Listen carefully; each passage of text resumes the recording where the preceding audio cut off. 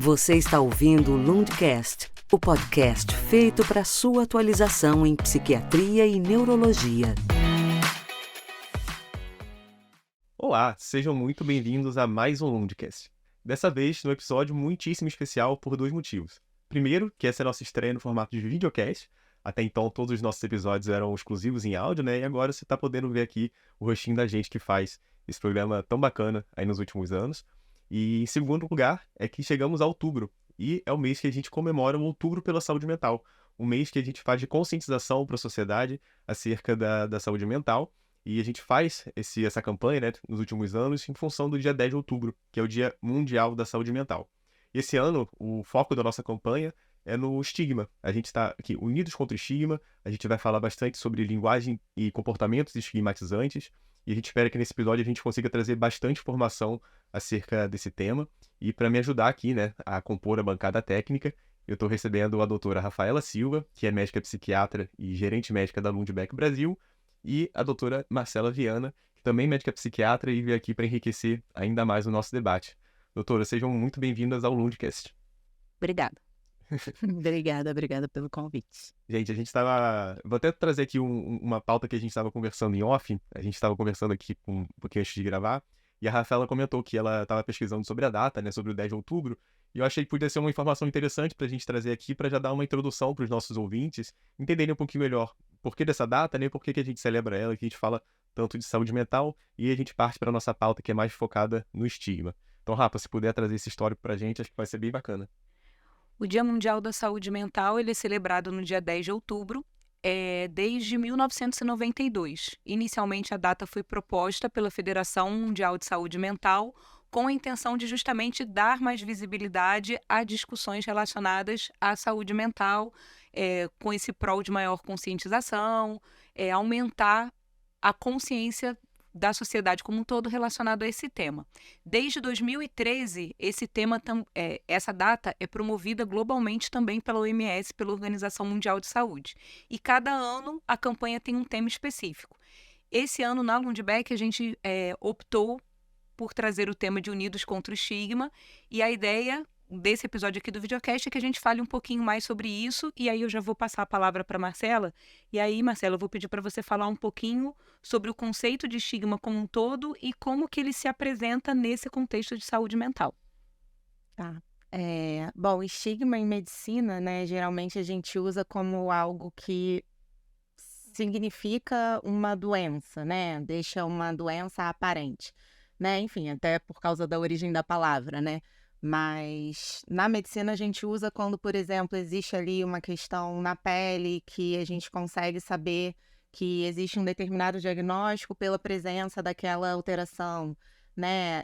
A gente usa esse termo de uma maneira que não traz julgamento, né? Mas em saúde mental isso acaba vindo com essa carga, né? Estigma, ele vai estar muito associado a preconceito, a desinformação, a ideias pré-concebidas, geralmente de cunho crítico, julgador, né? E acaba sendo, na nossa realidade, né, na nossa prática clínica, é algo que a gente acaba precisando lidar, muito além do próprio transtorno mental, muito além de como ele impacta na vida da pessoa, a gente acaba lidando também com os prejuízos que vêm decorrentes da pessoa sofrer preconceito, decorrentes da ideia que a sociedade tem a respeito de transtornos mentais como um todo, a respeito de tratamento em saúde mental, a respeito de psicoterapia, a respeito de medicação psiquiátrica, né? Então, o estigma em saúde mental, ele vai estar muito ligado a essa ideia realmente de preconceito, de algo que vem para piorar uma situação que geralmente já é de sofrimento, de vulnerabilidade, de dificuldade. Então, é extremamente importante a gente debater, né? Tanto quem trabalha com isso, tanto quem passa por isso, mas é um debate que precisa ser ampliado, assim, porque a gente vai ver reflexo na sociedade como um todo decorrentes desse preconceito. Não, interessante, Marcela. E falando assim, só para a gente tangibilizar um pouco para quem está ouvindo, se você puder trazer um exemplo mesmo do que seriam comportamentos estigmatizantes, ou até linguagem estigmatizante que é muito comum que a gente veja no dia a dia, às vezes até mesmo sem perceber, né? Às vezes a pessoa, ela tem esse tipo de comportamento com um viés positivo, querendo, de repente, ajudar a pessoa que está com um transtorno mental, e acaba tendo uma fala, tendo um comportamento que é estigmatizante de alguma maneira, e tem gente que, de fato, passa por um viés realmente negativo, de crítica, que estigmatiza esse indivíduo também. Se você puder trazer alguns exemplos que você vê no seu dia a dia, acho que seria bacana para as pessoas entenderem bem na prática do que a gente está falando aqui. Sim, a gente vai ter exemplo em múltiplas esferas, né? A gente vai ter exemplo desde a questão com o próprio médico psiquiatra, né? Que médico psiquiatra é médico de gente doida, médico de maluco, não é médico de verdade, a gente está acostumado a escutar isso, né? A gente pode problematizar em diversas camadas, né? Porque, assim, qual o problema de ser médico de doido, qual o problema de ser doido para começo de conversa, né? O que é doido para começo de conversa, né? Por que que essa palavra, né? Essa já é uma palavra que traz uma carga, que traz um peso, né? E aí é isso, né? Palavras ofensivas que remetem a transtornos mentais, né? Tipo doido, maluco, descontrolado, né? Desequilibrado, né? A gente ouve isso com certa frequência, né? A gente vê preconceito entre médicos de outras especialidades que acabam ficando com receio de encaminhar para um psiquiatra. Então, às vezes, por exemplo, num quadro ansioso, a pessoa tá ali com sintomas físicos, ela tá com palpitação, tá com o coração acelerando, ela procura um cardiologista.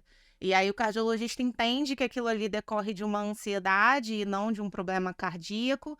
E aí pensa, ai, nossa, mas se eu encaminhar para o psiquiatra, a pessoa vai ficar ofendida, a pessoa vai achar que eu tô chamando ela de maluca, né? Então, assim, a gente já vê que o acesso ao cuidado em saúde mental já fica prejudicado aí, né?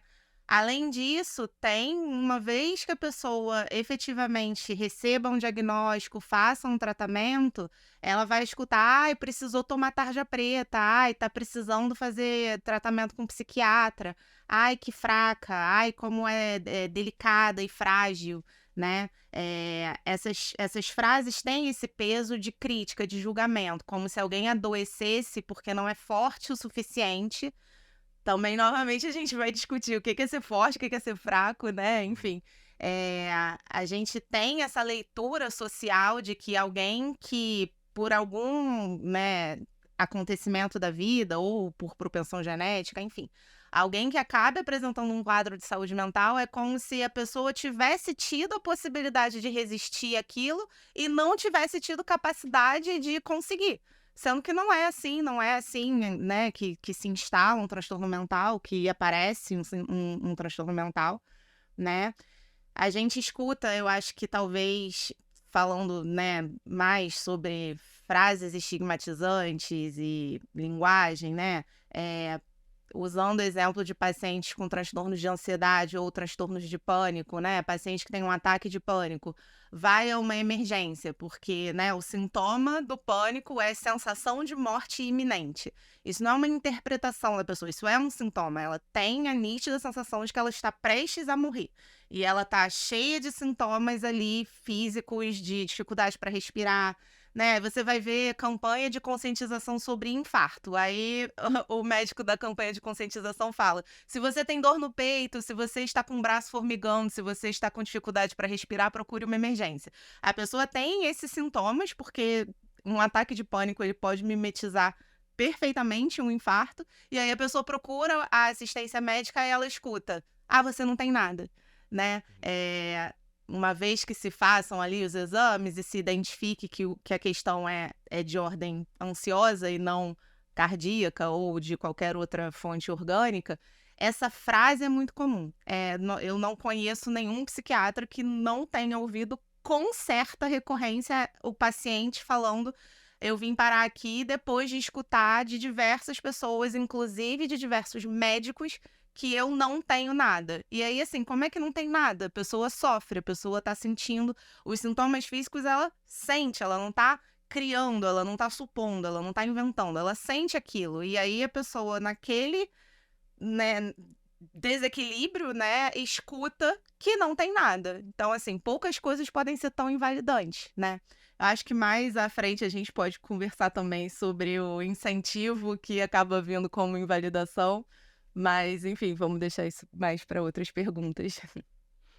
Muito legal esses exemplos que você deu. E aí, assim, a gente refletindo um pouco sobre isso, dá para a gente fazer a associação clara que, eventualmente, esses comportamentos e linguagens estigmatizantes podem acabar sendo uma barreira ou um dificultador para o cuidado em saúde mental, né?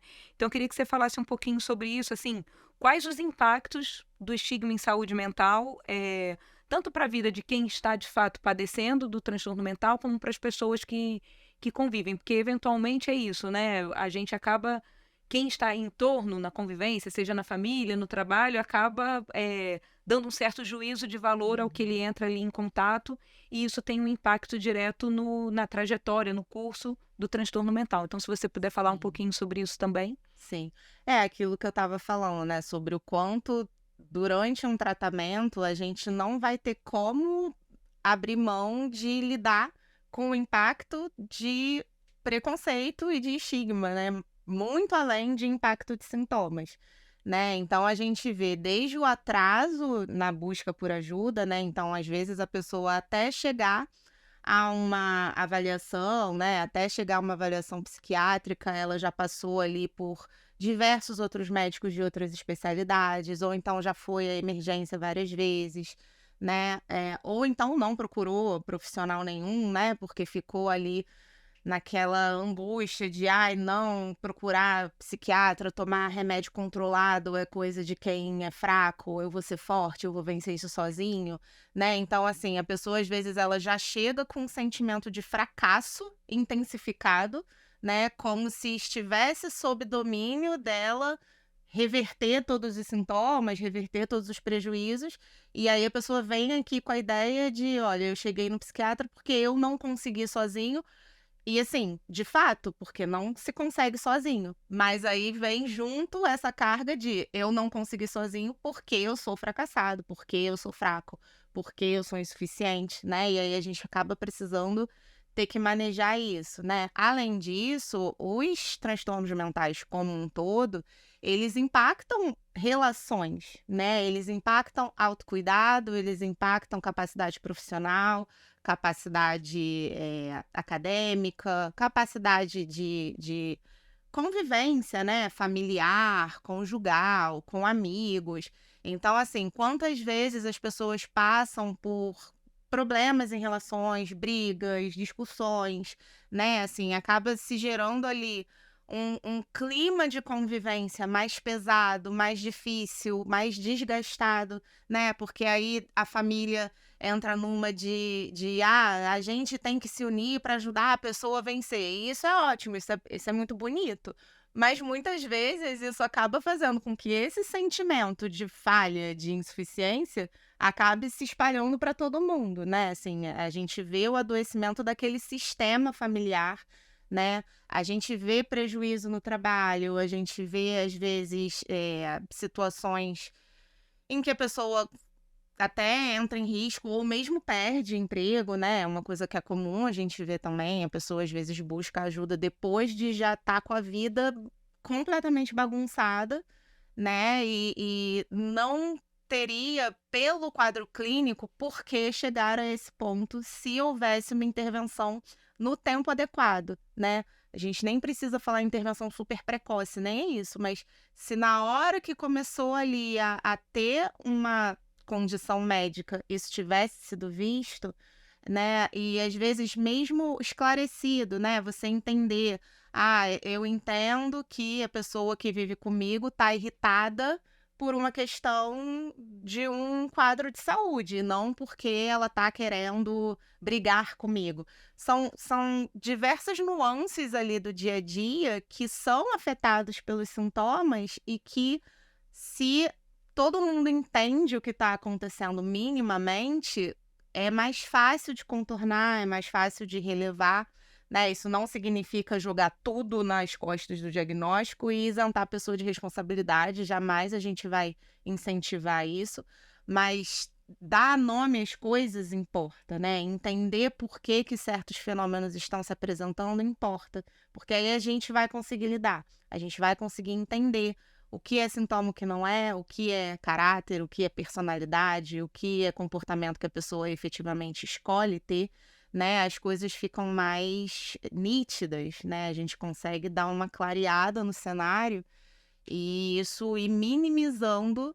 né, esse impacto. Mas na realidade clínica o que a gente vê é o oposto, né? A gente vê que geralmente até chegar ao cuidado em saúde já teve problema relacional, já teve problema profissional, a gente já vai estar ali com uma montanha de consequências que não necessariamente vão estar ligadas ao transtorno, né? E sim a essa linguagem ali de falha e de incapacidade e de defeito da pessoa, quando, né, obviamente não é disso que se trata. Eu acho que aí entra um ponto interessante e até dá um propósito legal para a questão da campanha do Outubro da Saúde Mental, que é justamente dar mais visibilidade e aumentar a informação sobre isso.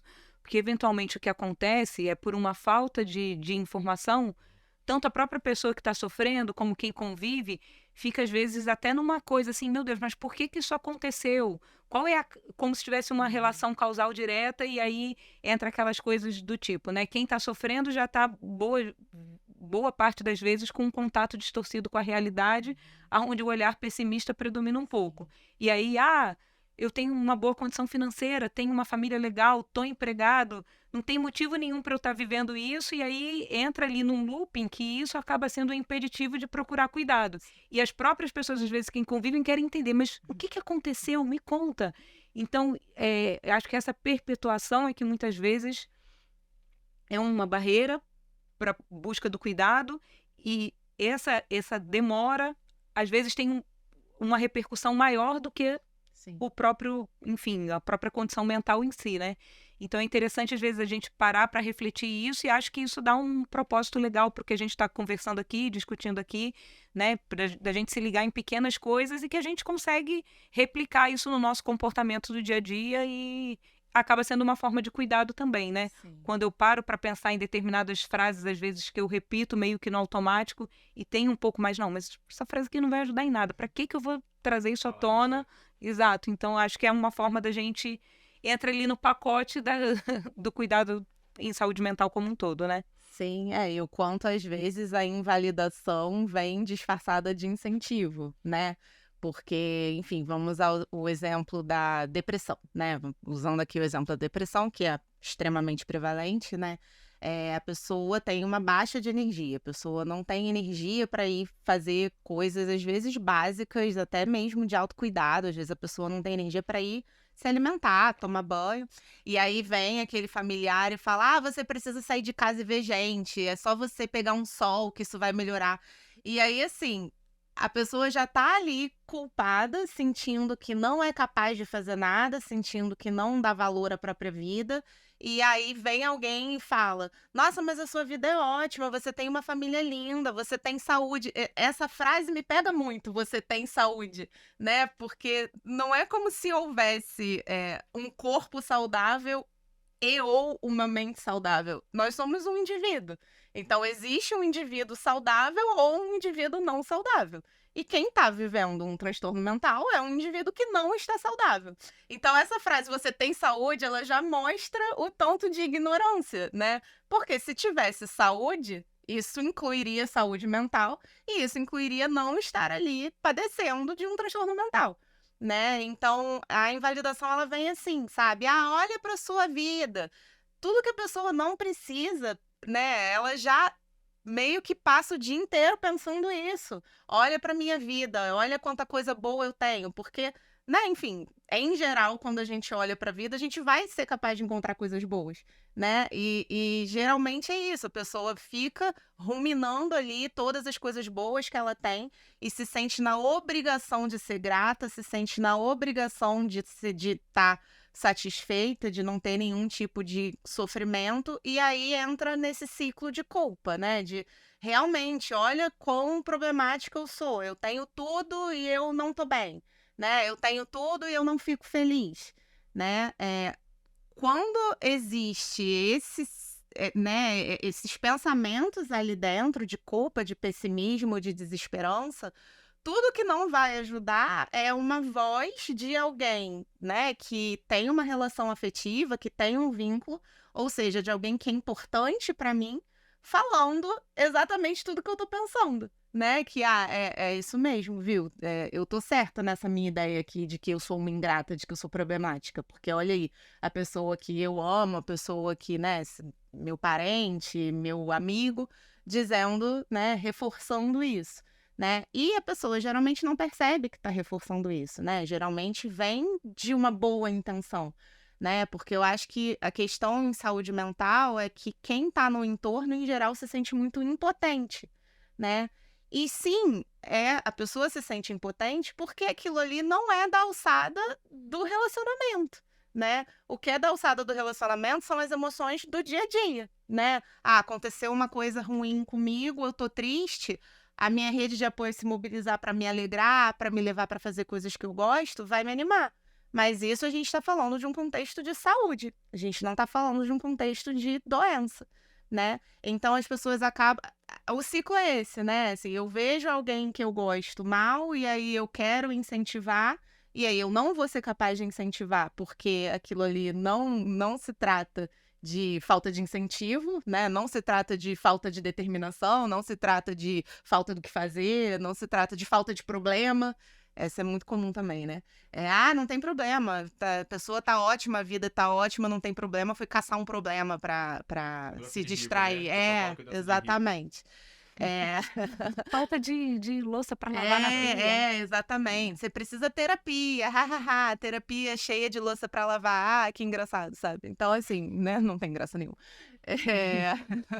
E aí a pessoa se vê com essa possibilidade, né? Isso eu também tô partindo, assim, no meu exemplo, a pessoa tem uma rede de apoio, né?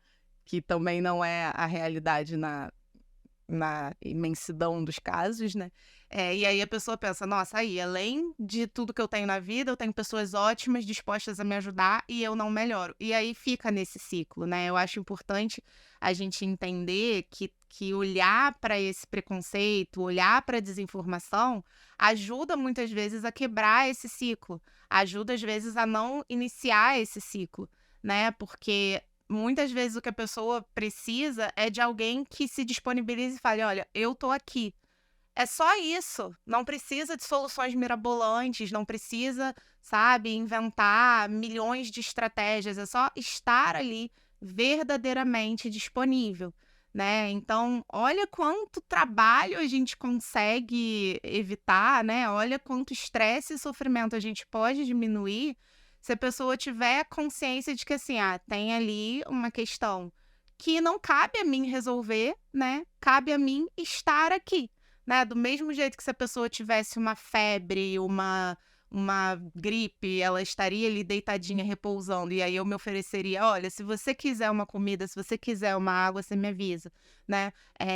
Com questões de transtorno mental, também acaba sendo um pouco assim, né? Eu estou aqui para o que você precisar, né? Sem achar que é minha obrigação e sem achar que eu sei o que você precisa. Perfeito. Acho que talvez esse seja um grande problema, né? As pessoas tendem a achar que sabem o que as outras precisam ao invés de perguntar. Isso é uma questão nas relações, né? Independentemente de ter transtorno mental ou não, né? E acho importante entender que há nuances também, né? Individuais de cada pessoa ali, de como ela quer ser tratada, do que funciona para ela, e até mesmo do transtorno que a gente está falando. Uhum. Então, assim, a gente tem inúmeros transtornos mentais, e, sei lá, se você está falando de uma pessoa que tem um quadro depressivo, ela vai ter uma sintomatologia, vai ter uma maneira de ser tratada ali específica. Se a gente está falando de uma pessoa com esquizofrenia, uma pessoa com um transtorno de déficit de atenção. Então, assim, são N transtornos e além das diferenças entre eles, há também a individualidade ali daquela pessoa e como é que ela pode receber apoio dessa rede de apoio, dos familiares, enfim. Até mesmo se a gente for pensar no ambiente de trabalho, o quanto que o estigma impacta uma pessoa no ambiente de trabalho. A gente estava conversando um pouquinho disso aqui antes também, né? Como que muitas vezes as pessoas evitam falar no trabalho sobre qualquer transtorno que estejam passando com medo de, enfim, de passarem uma imagem de que não vão dar conta, disso poderia gerar até, sei lá, uma demissão, uma represália ali no trabalho.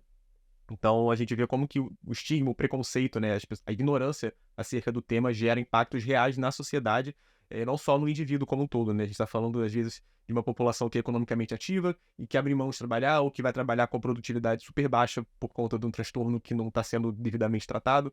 E é uma bola de neve, né? Que nem você falou, é um ciclo que vai se gerando ali, que gera impacto, assim, inúmeros na vida da pessoa, na vida dos familiares, no ambiente de trabalho dela. Realmente é uma... acho que isso traz a importância da gente estar fazendo um conteúdo como esse aqui agora, e a importância das pessoas, enfim, compartilharem isso, porque geralmente isso muda a vida, gente. A gente recebeu, né, a gente faz essa campanha todos os anos e a gente sempre recebe muitos relatos de pessoas que tiveram a vida mudada porque, às vezes, pegando essa informação, a pessoa toma uma atitude ou percebe alguém próximo que está precisando de uma ajuda e a pessoa vai procurar ajuda e, enfim, realmente muda o curso dessa doença, desse transtorno e colhe um desfecho muito positivo, né, de ter tomado essa atitude. E a gente estava falando aqui dos comportamentos estigmatizantes, e eu queria pedir, de repente, para vocês darem um exemplo de como que a gente não reproduz o comportamento estigmatizante, o que seria uma linguagem estigmatizante. A gente falou um pouquinho já, mas acho que fazendo a pergunta certa aqui, assim, só para trazer exemplos claros do que seria um comportamento estigmatizante. Como quebrar esse ciclo, né? Que a gente falou várias vezes que entra meio que num ciclo vicioso. Mas é um pouco isso, assim, né? Acho que até você, quando fez a pergunta, já deu meio que a dica. Tem a questão da individualidade. Então, tem uma variedade de transtornos mentais. Algumas doenças são, de fato, mais incapacitantes, outras nem tanto. Às vezes, o que a gente vê é que, assim, tem tanto um comportamento excessivamente benevolente. Então, tipo assim, quem está fazendo um tratamento psiquiátrico vai ser incapaz de fazer tudo, então ela precisa o tempo todo estar sob supervisão porque ela não vai dar conta de fazer nada. E a gente observa o contrário. Não, mas isso aí, se você tiver força de vontade, você consegue. Então, eu acho que ter esse... E aí, Marcela, eu vou jogar a pergunta de $1 milhão para você. Mas acho que fica como mensagem pra gente, assim, realmente como que a gente consegue, talvez, achar essa sintonia fina para que o nosso comportamento, ou de repente uma palavra, uma frase que a gente fala, não seja um reforçador, mas de fato seja um aliado nessa busca por ajuda, por cuidado que a gente tem falado tanto aqui ao longo da nossa conversa, né? É igual um equalizador, né? Isso, que é aquele tuning ali, né? É isso, é a pergunta de $1 milhão. Mas eu acho que a chave vai estar em dois aspectos, né? Que são a individualidade e a flexibilidade, né? Porque sempre que a gente olha para alguma coisa com um olhar rígido, e aí rígido eu digo no sentido de não ter maleabilidade, não de ser cruel, mas, né, não queremos olhares cruéis, mas assim, a rigidez nesse sentido, né, de não ter formas alternativas de lidar ali com o problema. A gente acha que é uma receita de bolo, né? Se o diagnóstico é X, tem que ser tratado de forma Y. Se o diagnóstico é A, tem que ser tratado de forma B. E não é assim, né? A gente precisa entender que, né, transtorno mental, ele não dá em móvel, ele dá em pessoas. Então, ele vai aparecer numa pessoa que já tem um histórico, já tem uma série de vivências, já tem suas relações constituídas na maior parte das vezes, né? Então, é importante não se esquecer dessa individualidade, né? Pessoas que, em geral, são mais reclusas. Não adianta ficar falando, não, vamos sair, vamos passear. Porque se a pessoa não gostava disso antes de adoecer, por que faria bem para essa pessoa, né, viver isso uma vez que adoeceu? Então, eu acho que é ter esse olhar cuidadoso, assim, talvez esse seja um dos grandes segredos para relações como um todo, né? Mas especialmente se a gente está falando de uma situação de adoecimento e de vulnerabilidade, é a atenção, né? Atenção e presença, é estar ali de verdade, né? Porque se eu percebo que a pessoa está se sentindo fraca, mas está precisando de acolhimento, eu posso simplesmente estar ali do lado dela. Se eu percebo que a pessoa tem um desejo de sair, mas está sentindo que o mundo lá fora é muito ameaçador, eu posso me colocar e falar, eu vou estar aqui, eu pego sua mão, o mundo não é tão ameaçador quanto você está sentindo agora, eu vou estar do seu lado para a gente enfrentar essa ameaça, né? Porque é sempre esse grande balanço que a gente precisa encontrar, né? Entre acolhimento e tutela, digamos assim, né? Assim, a gente não quer também essa postura de achar que a pessoa é incapaz de tomar decisões sobre a própria vida. Óbvio, falando aqui, né, a gente está falando de transtornos mentais que não fujam, né, de um contato completo com a realidade, né? A gente está falando de situações menos extremas, né? Mas então a gente precisa encontrar esse ponto ali, né? Esse ponto ótimo entre acolher, estar disponível e não achar que eu sei tudo que é melhor para aquela pessoa não pode tomar nenhuma decisão porque ela tá doente ou tá com transtorno mental, ou tá fazendo tratamento, né? Ao mesmo tempo, a gente tem que buscar esse equilíbrio também entre respeitar a autonomia e também não ser, né, deixar a pessoa de lado. Ser ausente ali, né? Isso. Acaba sendo uma exposição ao risco, eventualmente, Exato, né? Então, exato. E é isso, né? Assim, nada tem, né? Nada na vida tem garantia, nada na vida tem, né, uma receita Gabarito. precisa, exatamente. A vida não tem gabarito, né? Adoro essa frase.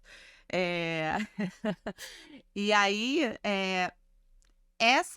uma vez que a gente esteja genuinamente presente, a gente vai conseguir. Existe uma sabedoria dentro de nós, né? A conexão humana é o que mais rico existe na nossa espécie, né? Então, se realmente eu me dispuser a estar ali pelo outro, né? Eu acho que talvez seja essa sutileza.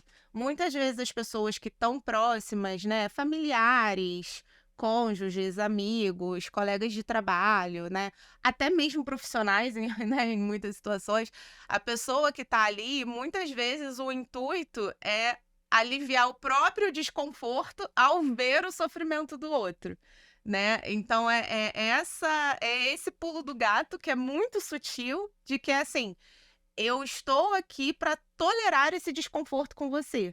E aí você vai conseguir me comunicar ou me dar pistas de como eu poderia aliviar o seu desconforto, né? Claro, porque ao aliviar o seu desconforto, o meu desconforto ao te ver mal também vai ser aliviado.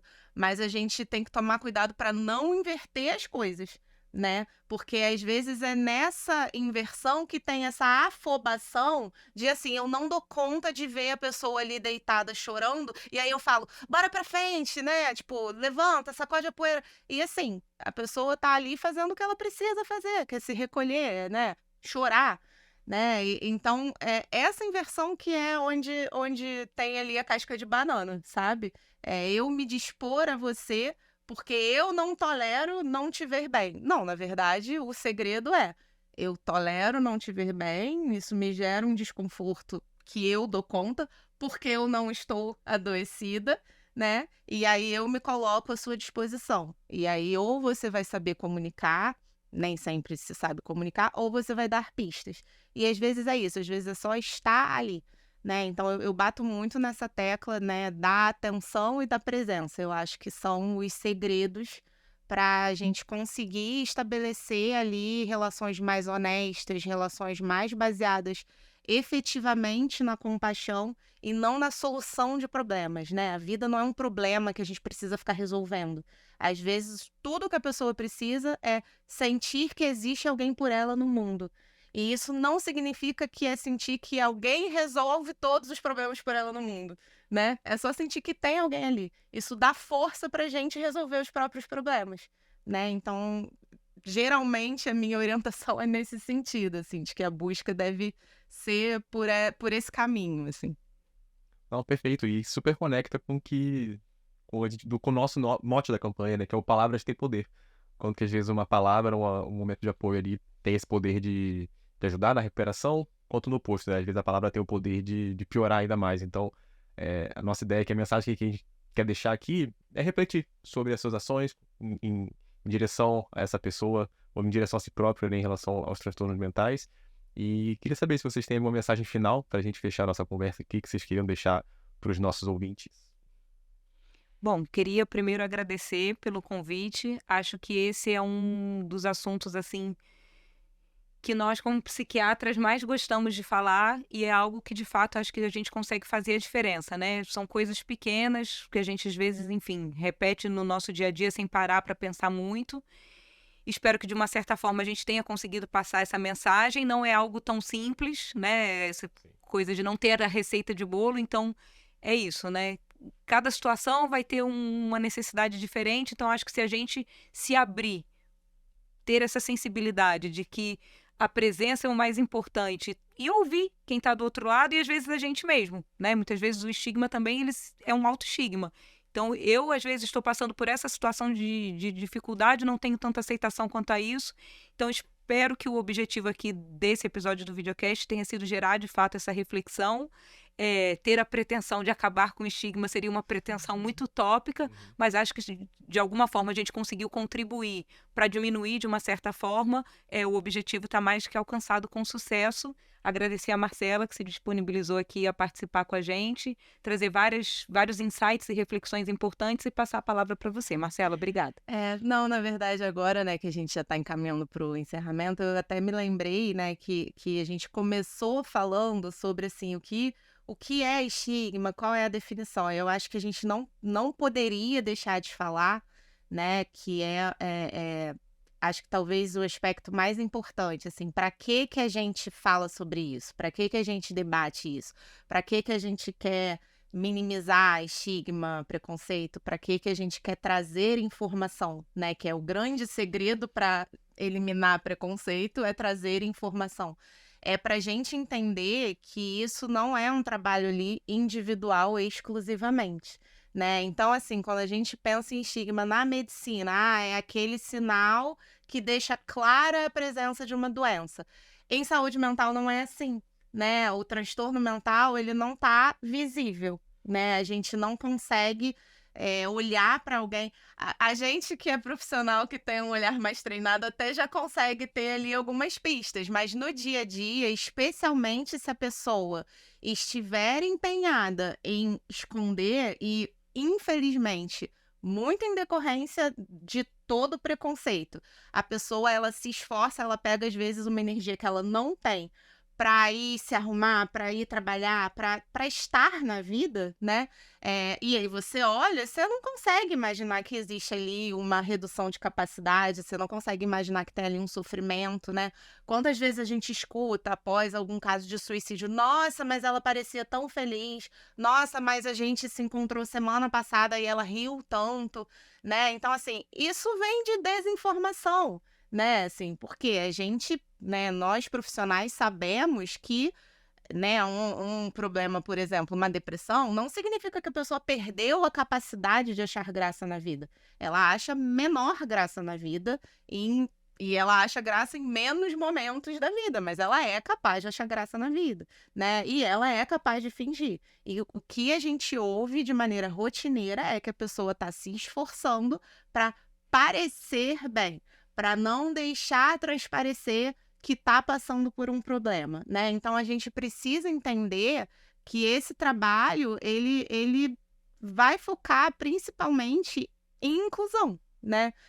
A gente precisa discutir sobre acesso em saúde mental, a gente precisa discutir sobre um ambiente que não seja tão cheio de fatores de risco, né? Assim, a nossa sociedade vive fatores de risco à saúde mental diariamente em inúmeras esferas, né? Então, isso precisa ser debatido, isso precisa ser normalizado. A gente precisa entender que tanto adoecimento está vindo de onde, né? Assim, tanto diagnóstico está vindo de onde? A gente precisa debater sobre precisão de diagnóstico, e isso vai necessariamente passar por debater acesso à saúde mental, acesso a tratamento, e a gente precisa entender que a gente está falando de um grupo grande de pessoas que acaba ficando marginalizada.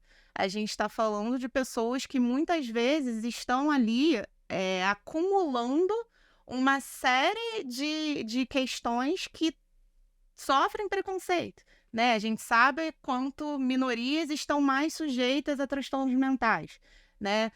Então, a gente necessariamente precisa falar sobre esse cuidado para pensar numa sociedade mais justa, para pensar numa sociedade que inclua de verdade pessoas que tenham problemas, sofrimentos e deficiências, que sejam visíveis ou que não sejam.